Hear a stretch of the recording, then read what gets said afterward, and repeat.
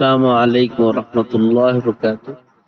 آپ کا سوال یہ ہے کہ ان 10 دنوں میں جو تکبیرات پڑھی جاتی ہیں حدیث میں ان کا کوئی ثواب بھی آیا ہے؟ احادیث بہت زیادہ ہیں اس باب کے اندر کہ ان 10 دنوں کی فضیلت اور ان 10 دنوں میں کیے جانے والے اعمال کی فضیلت اللہ کے ہاں سارے سال کے اعمال سے افضل ہے، حتیٰ کہ جہاد سے بھی افضل ہے۔ کوئی اور دنوں میں کوئی جہاد کرے تو وہ بھی یہ فضیلت نہیں پائے گا جو ان 10 دنوں میں نیک اعمال کرنے والا فضیلت پائے گا۔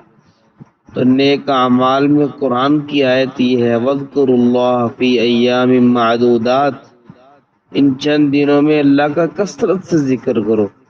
تو اللہ کے ذکر میں یہ سارے کلمات آتے ہیں جو نبی علیہ السلام نے یہ تکبیرات میں صحابہ کو سکھائے، صحابہ نے آگے پڑھے۔ اور بخاری کے اندر امام بخاری نے ذکر کیا ہے کہ بعض صحابہ تو بازاروں کے اندر اور منڈیوں کے اندر نکل جایا کرتے تھے، وہاں پہ جا کے اونچی اونچی آواز سے یہ کلمات پڑھتے تھے تاکہ لوگ سن کے ان کلمات کو پڑھیں۔